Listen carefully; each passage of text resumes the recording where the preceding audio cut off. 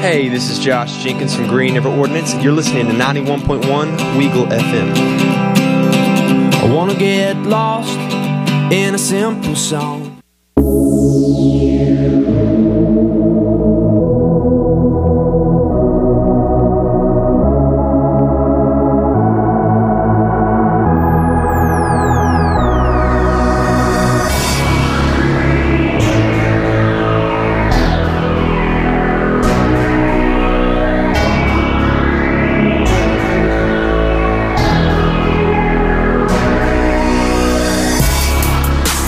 And welcome into the Xtra Point here on WEGL 91.1 FM or online at WEGLFM.com. You can also catch us on Eagle Eye TV, Channel 6 on campus. Jared, no, it's a tight end. You can also catch us on Eagle Eye. It's a tight end. You can also catch us on Eagle Eye TV, Channel 6 or online at EagleEyeAuburn.com at 5 o'clock today to catch up on the show. I'm Jared Dill. Alongside me is Brooks Childress, and Brooks, come and gone has Super Bowl 52 went, and it was a great battle back and forth as the Eagles prevail against Tom Brady, Bill Belichick, and the dynasty 41-33. Fly Eagles fly. I thought I was okay, but I'm not. Are you okay to do this show? I don't know. I hurt look yesterday. At me. No, look at me. No. Look at me. Are you okay? I don't, not the no. Well, guess what? You're going to make me do it anyway? You're going to do it anyway because this is a great day. I don't often get to rub it in your face, the joy that I can feel. Okay? So. It hurts. I'm having a great time already. It hurts so much. So, the first part of the show, we're just going to run through the Super Bowl. The first 30 minutes, Super Bowl, okay? 30 minutes? Yes, No. 30 minutes. There's a lot of storylines we got to cover. Super Bowl odds. It hurts. Look, we're also talking Auburn basketball, 8th in the AP poll. That's who I'm repping today. I don't have any Patriots gear on. It's all just, I've just got Auburn basketball. I see the Patriots have left your wardrobe, it seems. They hurt me, and I've got to take a week. Auburn's 8th in the AP poll have a big game against Texas A&M tomorrow on ESPN2.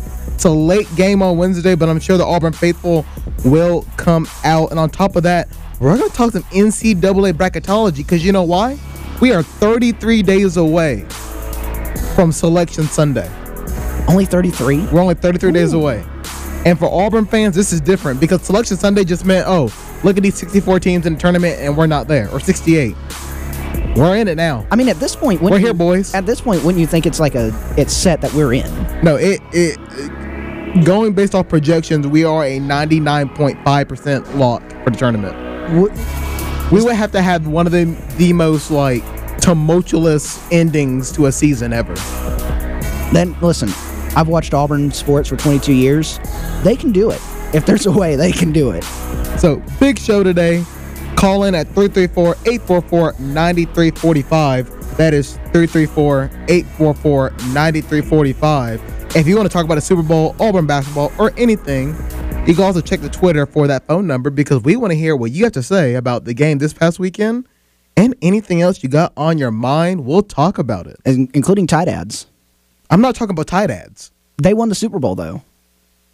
Did they, though? Can we start out on that? Can we just before we ease me into the Super Bowl conversation? Okay, we're going to ease you in. I'm going to wine and dine you right here. Tide won the Super Bowl. Did they? I mean, you saw their first ad, like, is everything a tight ad? And then they had the little ads in the between. It's like you thought it was something, and it was like, no, it's a tight ad. Like it got to the point where I was thinking every commercial that came on is like, is this a tight ad? Is this? It's great marketing. I'm not going to argue that. I personally like the Dodge Ram commercial. Which one? The one with the Vikings. Okay, because the one there's a few, and the one with Martin Luther King's speech is really people are bashing that because they're like, it's we don't know if it's appropriate. Well, oh good, yeah, caller already. But the way I look at it is, we had a lot of I didn't really pay attention. If I'm gonna be honest, I didn't really pay attention to commercials all that much. I did think that Tide 1 was the best. So as Brooks gets ready to put us on a caller. We're going to go ahead and get ready. Talk about the Super Bowl. So Super Bowl 52. It was one of the in the past 5 Super Bowls. I mean, it was exciting. It was close. It was had all the makings of a great Super Bowl. I never thought the game was over at any point. So I'm glad that we got a back and forth Super Bowl. It wasn't like what we thought last year. Last year was great. Don't get me wrong. And I think last year still tops this year. I think the only reason why it would be better than last year is if you hate the Patriots. But I got to say, I enjoyed the Super Bowl. But the Patriots coming back from 28-3, that's probably better in my opinion. Brooks, we're going to head to the phones? Yeah, we've got Dean from Pelham on the line. Hey, Dean. Hey, Dean. Hey, my friends call me Uncle Dino if you guys want to do that. I found it irate that Tom Brady was not named the MVP of that game, even though he did not score more points than the other team because he broke the record for passing yards. I just wanted to get your take on that. Well, here's the thing about MVP. You got to win the game first. That's probably step one. Well, Uncle Dino, I agree wholeheartedly. If he'd won the game, he definitely should have been the MVP.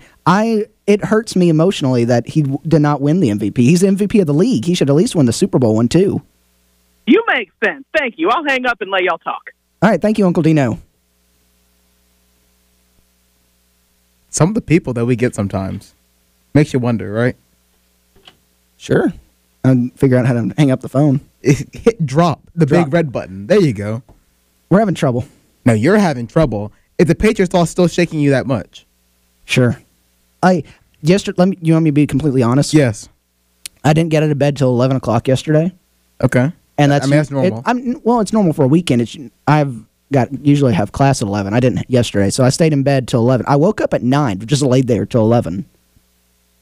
And then I sat on my couch and I played Madden and I made sure the Patriots won. You played the Eagles? No, I didn't. I played my preseason of my franchise, but I made sure they won. I left my apartment 3 times yesterday, and then I went back every time, and I just sat there. It's a tough one, isn't it? It hurts. It hurts. And there's a reason why it hurts. I'll let you talk a little bit because I got to take another caller. But I'll tell you why it hurts. We really need an intern at this point. I know, right? But Tom Brady threw for 505 yards. He played a great game, one of the best games I've seen in Super Bowl history. Tom Brady did a great job. What sucks for the Patriots is that there's no way you could expect to win a game or a Super Bowl when you give up 41 points. The loss isn't on Tom Brady, and after our 15-minute break or the 15-minute mark break, we're going to talk about why the Patriots may have lost this game. But we're going to get back to the phone. Yeah, we got John from Tallahassee now. John? I got a question for Brooks. I just want to know why anybody thinks that Bill Belichick should be coaching a football game. That man ain't even got enough sense to wear sleeves in the winter. It's cold in Minneapolis. He needs to put some sleeves on. I just don't understand why people think he can coach football. I'll hang up and listen. All right, thank you, John. Well, where do we find these people? Bill Belichick is a genius. He doesn't need sleeves. Okay, first of all, it's an enclosed stadium. Yeah, it's an enclosed stadium, so you don't need sleeves. I'll take that back. It was cold in Atlanta when we were in that. When you're outside. We were in Mercedes-Benz Stadium in Atlanta. It was cold inside. It was a bit chilly. You were in the press box. You didn't have to suffer you're right. with I wasn't in the press box like we. Yeah, I wasn't a commoner like you common folk are. I got to experience the game with the fans, Jared. Oh, and how'd that go for you? It hurt. Anyway. Oh, yeah, so the pain feels mutual, doesn't it? A little bit. I'm sorry. Bill Belichick. That wasn't fair to anybody. Back to our caller. Bill Belichick is a great coach. He was just, he was just a little bit outcoached in this game. Doug Peterson had a great game plan coming in, and congratulations to the Eagles. All right, we're going to walk through the Super Bowl in these last 6 minutes. All right, let's start with Alshon Jeffrey's catch for a touchdown. The big 40-yard touchdown. I mean, what's your mindset right there? What point of the game was that? I blacked it out. What point of the game was that? That was early in the game. We're talking about. I mean, it didn't I'm like when I saw that up until the whole game, up until Brady fumbled at the last their last significant drive. Up until that point, I'm like, okay, they scored. It's fine. We're gonna be fine because I'd seen the 28-3 comeback. It's when they went up 9-3, so it was very early. It was first quarter, end of first quarter, pretty much. I'm like, yeah, we don't do well, or Patriots don't do well in the first part of the Super Bowls, and I expected us to come back, and they did. They grinded it out in the second half, but that one didn't affect me as much. It was like watching. It reminded me of the Jacksonville game because Jacksonville went out and scored, and then they kind of stopped. And I'm like, all right, so this is how it's going to be. We're gonna let them score, and then we'll stop them, and then we will go on. Going into halftime, down 22-12. Same thought process. Look, it's just one half. They're going to make your adjustments. We're going to come back stronger. I will say I did have a little doubt at halftime. I was sitting on the couch, and in my game position, I'm like have my hands in front of me, and I'm bent over, and I sat there just looking at the TV for like 3 or 4 minutes. I'm like, this could be it. This could be it. Like, they could beat us. Nick Folk could beat us. Folk? Yeah. He's a folk hero? Foles. There Yeah. you go. He's Philadelphia's folk hero. A backup quarterback. So, answer me this question. Patriots take the lead 33-32. Jubilation, I have to assume. You're right back in this.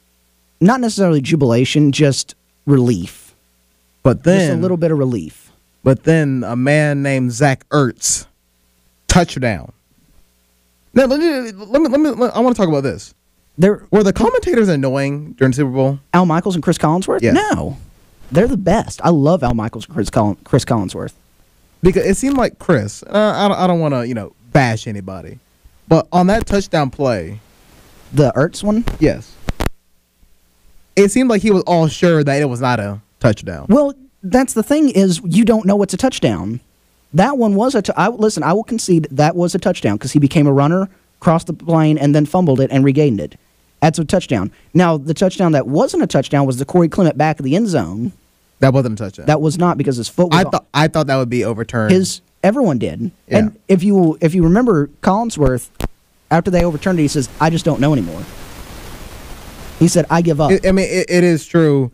It's gotten to the point where we're not actually sure. And that's a problem, is when you're with a sport, when your spectators don't know what a catch and what isn't a catch, that's a problem. And that needs to be addressed in the offseason because the Ertz one, definitely, that was a touchdown all the way. Eagles fans celebrate it. That was a touchdown. The Corey Clement was not a touchdown. By NFL rules, that was not a touchdown. And then Tom Brady's Hail Mary came up just short. And the Patriots were down 41-33 in the Super Bowl. Nick Foles, Super Bowl MVP, throwing for 373 yards, 3 touchdowns, 1 interception. But what a great story for Nick Foles. What a great story for the city of Philadelphia. I think cars were flipped.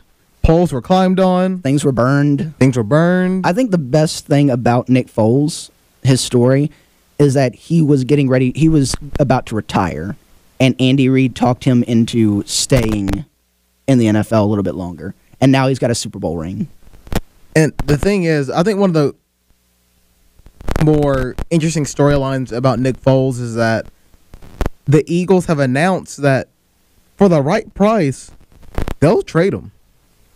I mean, I would too. He's not a stellar quarterback. He's not a franchise quarterback by any means. He's a decent quarterback that can win you games. And once Carson Wentz comes back, they don't need Nick Foles. Now, I think the key is to keep him on, at least not trade him right away, even though his stock is like way up because he's a Super Bowl winning quarterback now. I think you trade him while he's hot. I would keep him on because he's a decent backup in case something goes wrong with Wentz's recovery. It's like the moment they mentioned that he's on quote unquote, well, not quote unquote, the moment that he mentioned that, you know what, for the right package, we're willing to trade him. The Browns' ears perked up like, wait a minute. Once Carson Wentz is back and healthy and back starting for the Eagles, that's when you trade him. That's when you field offers and trade Nick Foles. Before then, don't, because like Andrew Luck, something could go wrong in his recovery and he not come back. It's true. And you have a quarterback there that's he's not going to be your starter, but he's going to be a decent fill-in until Wentz gets back. I mean, Carson Wentz, torn ACL, Andrew Luck, everything. So I think it's okay to think Carson Wentz will be back. I mean, Andrew Luck, last rate explained, it's kind of hard to... When you get beat up like that, it's kind of bad. But that's going to do it for the first part of the show. When we come back, we're going to talk about more things. The one thing I want to get into is Malcom Butler. That's the whole storyline. There's the whole Gronk retirement, Nick Foles trade stock, and Super Bowl odds. That'll be coming up after the break. You want to call in? You can call in at 334-844-9345. That's 334-844-9345. You'll listen to the Extra Point here on WEGL 91.1 FM.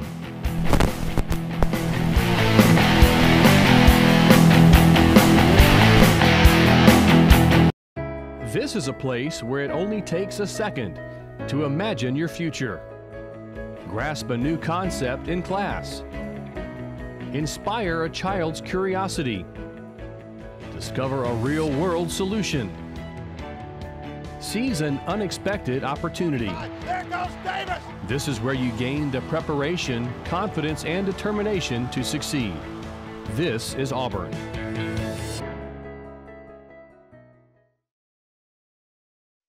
So, I'm kind of new here, but I've noticed a trend. My human does this funny thing where she goes around and gets all my toys, and then she hides them in that basket by the door.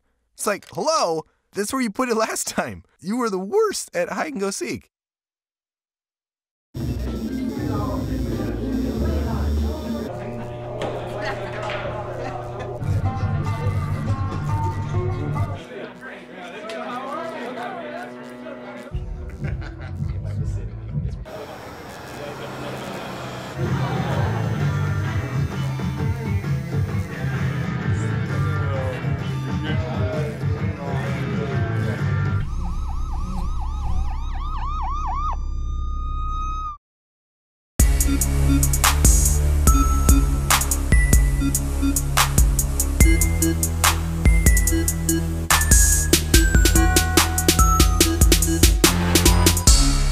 And welcome back into the Extra Point here on WEGL 91.1 FM or online at WEGLFM.com. You can also listen to us on the TuneIn app, on SoundCloud at WEGL 91.1 FM, or on iTunes at WEGL 91.1 FM. Don't die over there. I'm sorry.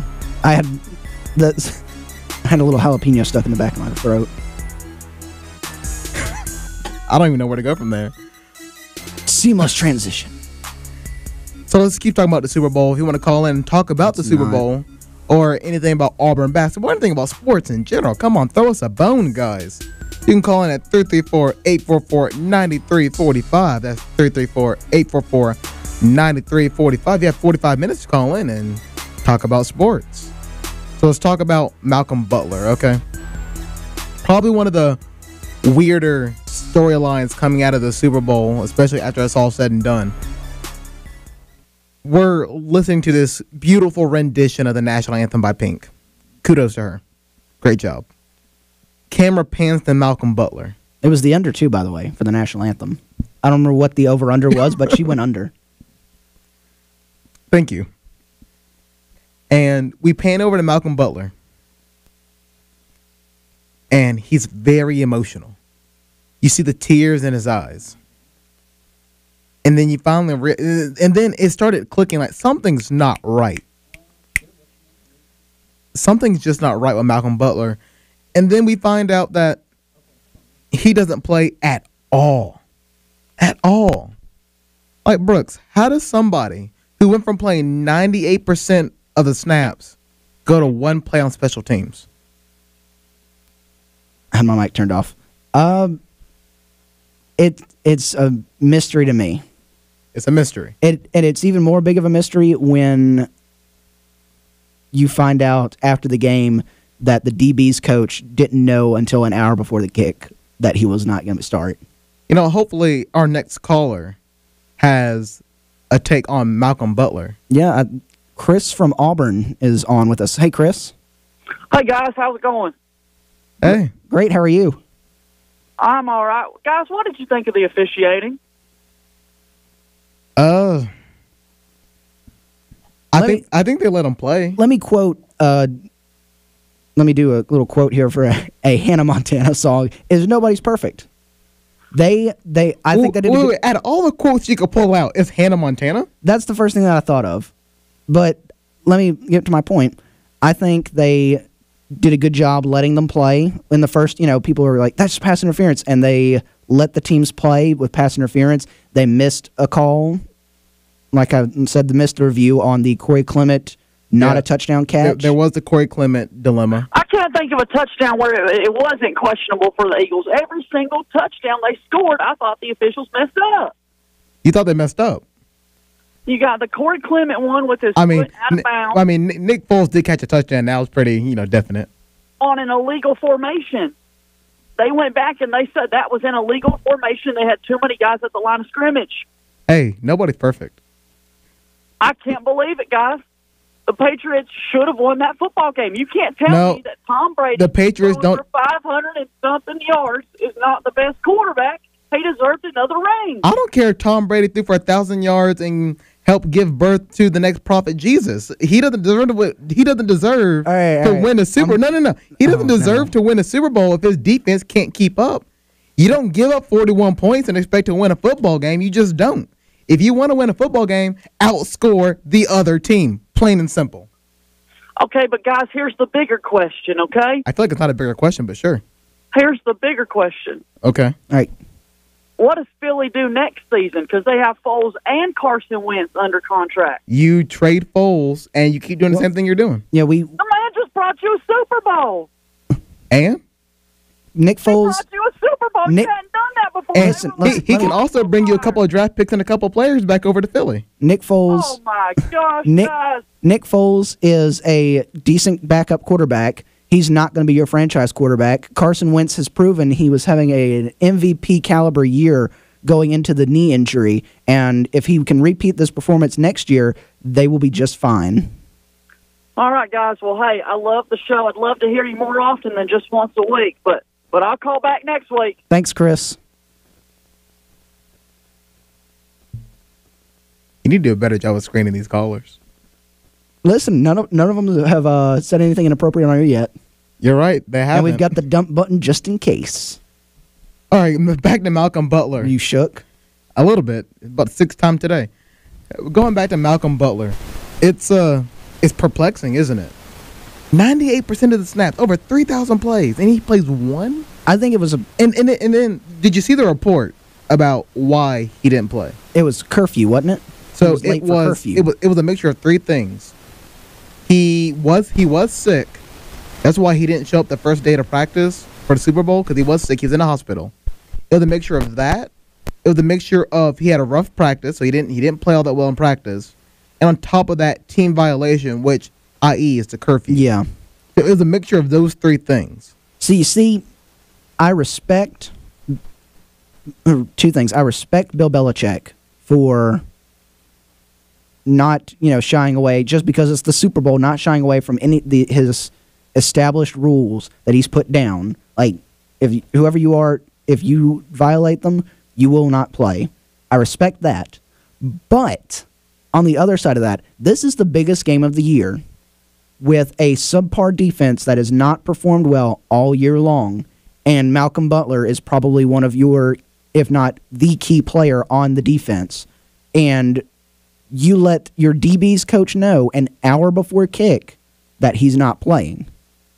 An hour. The Patriots are great. The Patriots have a great system. You can't adjust in an hour and say, okay, so Butler is not going to play, so Joe Schmo, another DB, you're our signal caller now.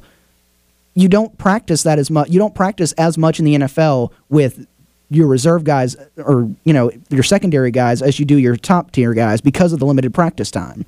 College, you can go out there and run a first string, second string, and you can have equal reps and get them to know all the calls and everything and run it seamlessly because you got so much more time than NFL.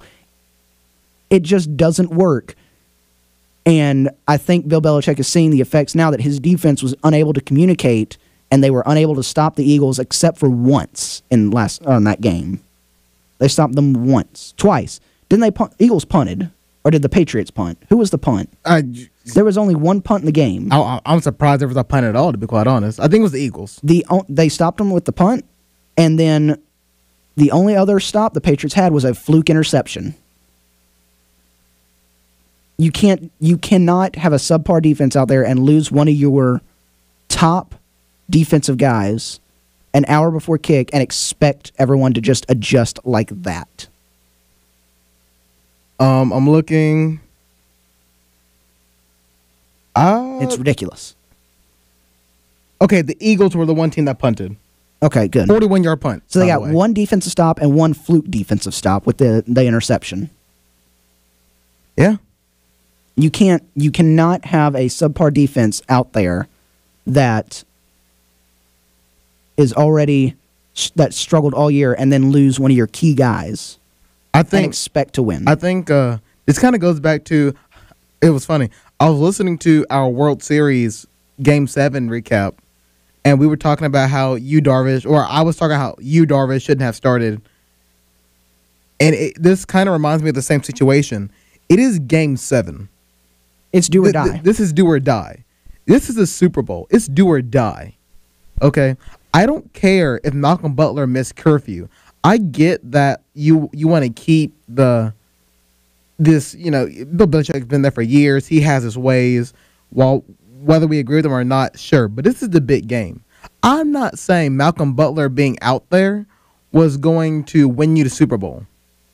Because, Gilmore's your number one. He's played great. He's played lights out. Okay?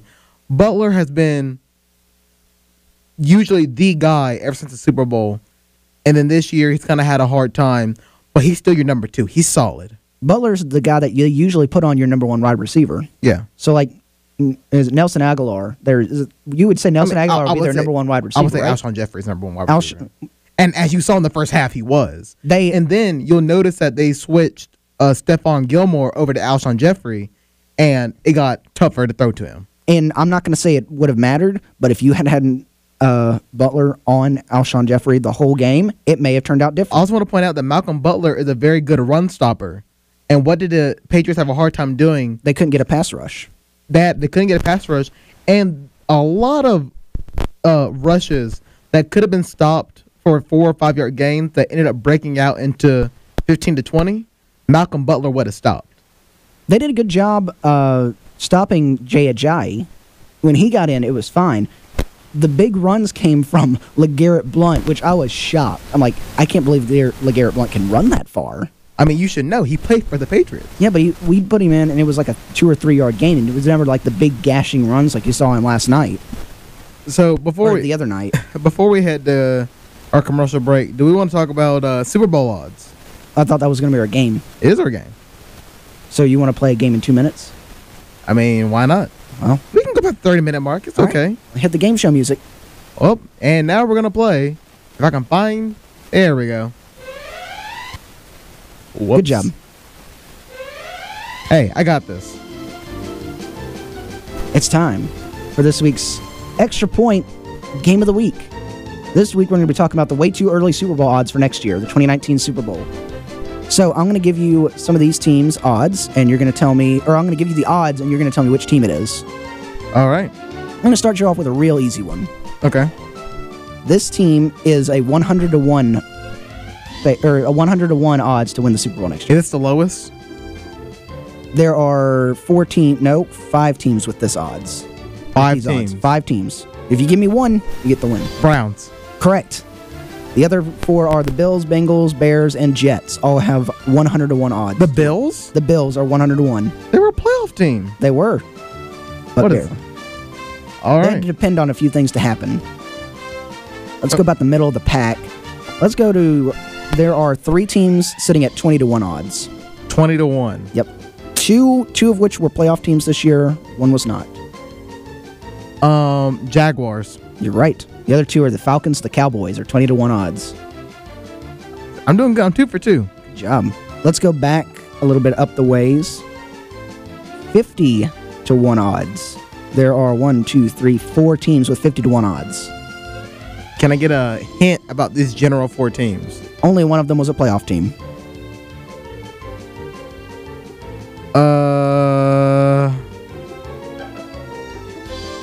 Seahawks. Nope. Would you like one more guess? Yes. Can I get another hint? 2 of them have the same kind of mascot. It's an avian variety. All right, so it flies. Ravens. Correct. Ravens is one of them. The Cardinals, Titans, and Lions are the others. Oh, the Titans was a gimme. Let's go down the list to some of the better odds. There are 2 teams with an 18-1 odds. No, 3 teams with 18-1. 3 teams with an 18-1 chance to win the Super Bowl next year. These are pretty good odds. Not great, but they're pretty good. Can I get a hint? Only one of these teams made the playoffs. 2 of them have new quarterbacks. Redskins. No. Oh, they have a new quarterback. They do, but that's not it. Would you like take one more guess, or you just want me to say it? I'm trying to think of the new quarterback one. Like I don't. You want the divisions for these teams? Yes. NFC West, AFC South, NFC South. AFC South, Houston. Yep. It is the 49ers, the Texans, and the Saints. All 3 have 18-1 odds. I thought about the Saints. I really did think about the Saints. That's amazing that a year after they get Garoppolo, they're an 18-1 odds to get to the Super Bowl. All right, let's do one more. Who's the favorite to win the Super Bowl? Patriots. Do you know what their odds are? Isn't it like 4-1? 3-1. 3-1? 3-1 to win the Super Bowl next year. And the second is the Packers at 8-1. Aren't the Eagles like 3rd or 4th? The Eagles are also 8-1, so they're tied with the Packers. Okay. Packers have a little bit better though. Hey, I did a good job, I feel like. I'm impressed. I had to give you a few hints though. Hold on, before we go to break, do you want to know the Colts? Yeah, or can I guess the Colts? Sure. Do you want to guess the Colts? Yeah. Are they like 40-1 odds? They are exactly 40-1 odds. Good for you. I am amazing at what I do. Somebody hire me. I'm good at this. Well, Vegas, I'm calling out. I mean, dial Vegas right now. Well, maybe they'll call in. Maybe Vegas will call in. When we come back from break, we'll talk. That's how you know it's meant to be. When we come back from break, we'll talk about the AP Top 25. Auburn, number 8 in the AP poll. We'll talk Auburn basketball or anything about sports. Call in at 334-844-9345. That's 334-844-9345. You're listening to The Extra Point here on WEGL 91.1 FM or online at WEGLFM.com.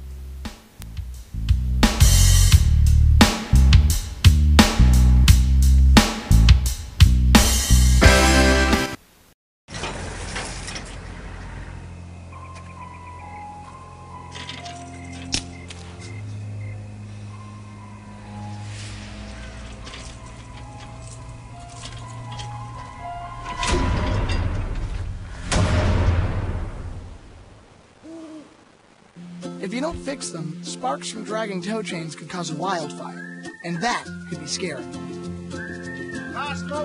Only you can prevent wildfires.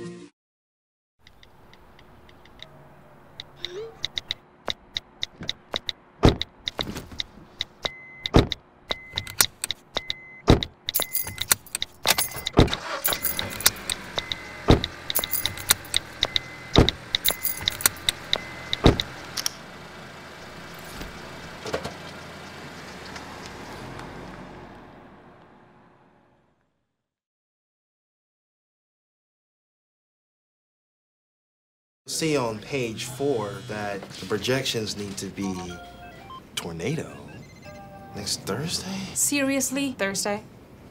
Can't do that. This is really inconvenient. I have yoga that day. I have no time for this. So. I can't do Thursday, but I can do Friday. Disasters don't plan ahead. You can. Talk to your loved ones about how you're going to be ready in an emergency. Don't wait. Communicate.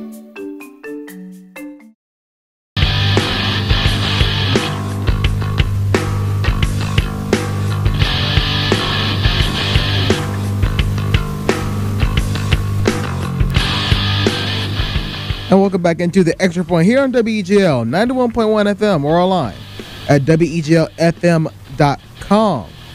Remember, you can always check us out on SoundCloud at WEGL 91.1 or on iTunes at the same name. If you want to follow us on Twitter, you can follow us on or at the Extra_point. Or if you look below us for those eagle-eye folk, you can see both my Twitter and Brooks's Twitter. Right there. Give this right one a there. follow. Don't give that one a follow. And on top of that, if you want to call in and talk to us about what we're going to be talking about up next, Auburn basketball or anything sports-wise, you can call in at 334-844-9345. That's 334-844-9345. We're going to segue straight into the AP Top 25. And look who is busting into the top 10. It is the Auburn Tigers. Number 8 in the latest AP poll. I'll run through it. See, usually we don't have to run through the AP poll for basketball because we're not there. I mean, we do, but we do anyway. Well, we have to do this now. It's so fun. Do you know what's great about it, though? What? I never thought I'd see the day that Auburn basketball was ranked above the Blue Bloods of Duke, North Carolina, Kentucky, and Kansas.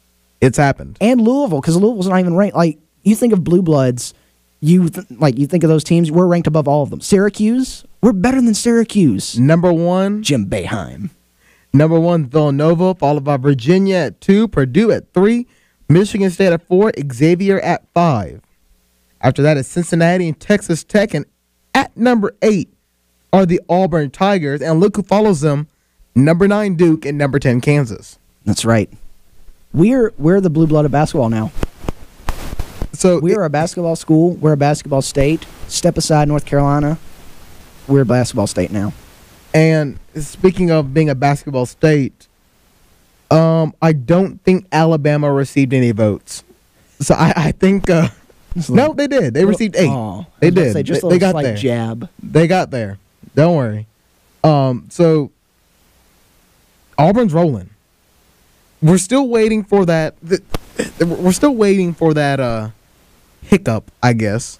It's bound to happen. I mean, I keep saying this, and I keep reiterating it. I've watched Auburn sports for 22 years. If there's a chance at a hiccup, it's coming. I thought it was going to be this weekend against a Vanderbilt team that they should have beaten, and they just came out. This weekend's game, I was in my usual student section area, and I looked up at the scoreboard at one of the timeouts, and it was like 23 to 5 or 6. Yeah. And I'm like, we're up so much, and I didn't realize it. And I'm like, is this how Kentucky and Duke feel when they're playing teams they should beat?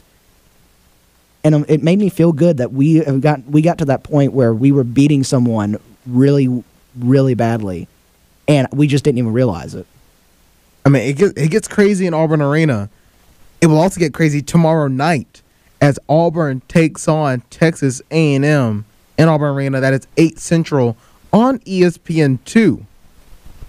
One of the crazier things about this game was, remember when we were playing our out-of-conference schedule? This was one of the games that we were looking toward to be the bar that sets the bar for Auburn.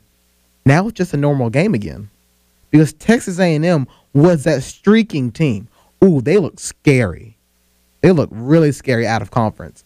You get in conference and, well, you go 4-6. That ain't good. You're kind of just straddling along. They're still a tournament team. Don't get me wrong. They're 15-8. Nothing to hang their head on, but they had so much promise in the out-of-conference schedule. And in conference, they haven't found the rhythm again. They're still a dangerous team, but they haven't found the rhythm. Don't take them lightly. Don't take anything away from them. This is a very good Texas A&M team, 15-8 overall. Didn't they beat West Virginia over the first weekend of the season? I think so. And that was one of West Virginia's only losses for a while. So this is a really good A&M team. They've just, they've struggled in conference play, and they will probably struggle a little bit on Wednesday night when they have to come into Auburn Arena, which I'm going to sound biased because we're an Auburn radio station, but I think Auburn Arena, when it gets loud, is one of the best home court advantages in the conference, if not the country. It's not fun if you're the away team, that's for sure. But also, let's talk about what's going on today because we're doing a little bit of an SEC outlook. there are 4 SEC games tonight. I don't know if anybody realizes how big these games are, but they are big, especially for Auburn, because Auburn's going to be paying attention to one of these games. Because in the SEC, Auburn has a 2-game lead in the SEC for the SEC regular season championship. 2 games. There's not many games to go. And right behind them, by 2 games, is Tennessee. So Auburn's looking for a Tennessee loss to widen that gap. And guess who Tennessee plays on the road? Kentucky. Number 15 versus number 24. Kentucky takes on Tennessee tonight, 6 Central on ESPN. Kentucky is a 1.5-point favorite. That is a big game for Auburn. It's a big game for Tennessee and Kentucky, too. If Kentucky really wants to get back on the winning snide, they need to win this game at home. If Tennessee really wants a lot of momentum, you go into Kentucky and beat them. And if you're Auburn, you're hoping that Kentucky gets a big win over Tennessee. That way, they kind of, when they walk into Auburn Arena, in 8 days. By the way, the game's in 8 days. Oh, no. Valentine's night, someone's heart will be broken. Somebody's heart's going to be broken. I hope it's not mine. When Kentucky walks in 8 days, hopefully they would have already hit their peak and they're coming back down off the euphoria of a big win. Another game is South Carolina on the road taking on Arkansas. Arkansas is a 7-point favorite. That is on ESPN2. 6 o'clock again on SEC Network. Alabama, after getting a big win over Florida, goes on the road to Mississippi State. And Mississippi State is favored by 3 points. That would be at Humphrey Coliseum in Starkville, Mississippi. The Hump. And finally, at 8 Central, Missouri travels to Oxford to the Pavilion to take on Ole Miss. Ole Miss looking to get back to 500. Missouri is looking to extend their good record. If Missouri would have won 16-8, and that's a pretty respectable 16-8, good enough to get into the latest bracketology, I'm sure. It's amazing to look at the SEC, and you look around the league, and just by comparison, you think the league's not that good because Auburn's beating everyone. There's a lot of middle of the road teams in the SEC. There's a lot of 4-6 teams. There's a lot of 4-6 teams, and I think the league is in a good place. I think it's a very competitive league, and it just doesn't feel like it. You look at you don't. When you're looking at bracketology, or before you look at bracketology, you'd think oh, there's going to be 3 or 4, maybe 5 SEC teams, and then you look at it'll give you a list of these teams in from this conference, and it's a lot of the conference. You're I didn't know this. It's a very sneaky conference this year. Out of the 14 teams in SEC, 6 are 4-6 in conference. It is a train wreck. It is a log jam at the bottom. It's gotten to, it's kind of a parody now, isn't it? What? The league. It's a little bit of parody. It just means every more. team. It just means more. It just means more to be mediocre. Everyone is kind of around the same spot. Everyone's got, newish coaching. And so, the SEC is never going to be the conference that the ACC is or the Big 12 is in basketball. This year, it's like a sneaky mediocre teams. Most of the teams are mediocre, but it's very sneaky. You didn't realize how many teams are actually in contention for a tournament spot.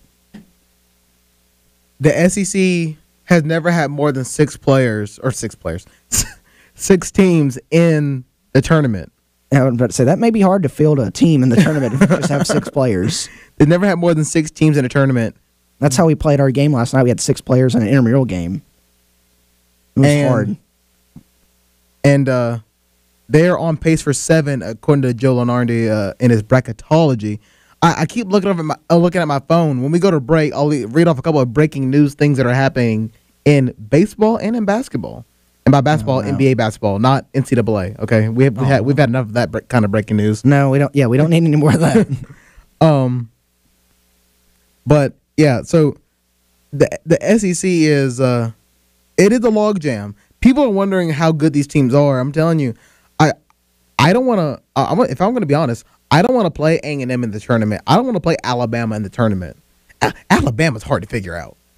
They really I don't understand. They came in. They beat us with their leading scorer out. Alabama is like your parents trying to text you using emojis. You can't figure it out. Or using like words that you know, but you didn't know that they knew, like yeet. Alabama is the equivalent of your mom yelling at you for something, and then when you ask why are you yelling at me, she always says it's because you're on that phone, and you're nowhere near your phone. That is the equivalent of what Alabama basketball is. Am I right? I didn't see that. I mean, yeah, sure. My mom's never yelled at me for that. So we're going to go ahead and go to break, and I'm going to read off. This segment kind of fell flat. Yeah, it kind of fell flat at the end. But I'm going to go ahead and I'm going to read off a couple of these breaking news reports. All right, so in Major League Baseball, the Players Union chief accuses teams of threatening the integrity of the game for a record number of unsigned free agents. That is Tony Clark, the Player Union's chief. And on top of that, the Lakers have been fined $50,000 for, again, tampering following Magic's comments about Giannis in a recent interview. Apparently, they've been fined because they tampered with Giannis. Magic just can't stop talking. That's the Lakers' problem. Is the Magic? Well, Magic will talk to anyone about anything, and it gets him in trouble. So LeVar's not the problem anymore. I mean, LeVar's still a problem. I mean, he's kind of a side problem. Magic's always going to be a problem because he will talk to anyone about anything, and it will get him in trouble.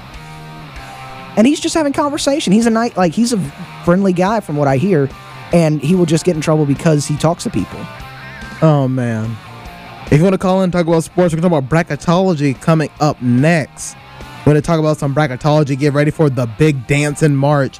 You can call in at 334-844-9345. That's 334-844-9345. You're listening to the Extra Point here on WEGL 91.1 FM or online at WEGLFM.com.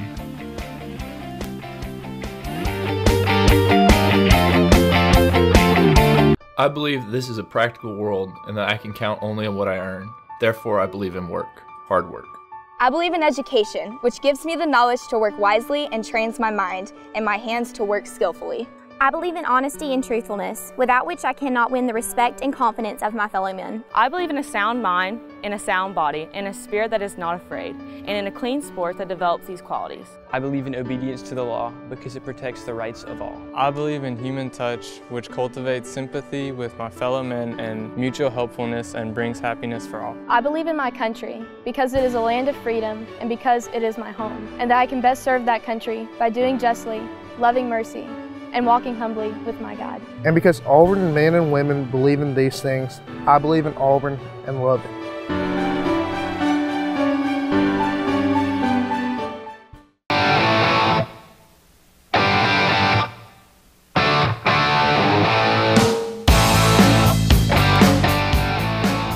And welcome back into the Extra Point here on WEGL 91.1 FM or online at WEGLFM.com.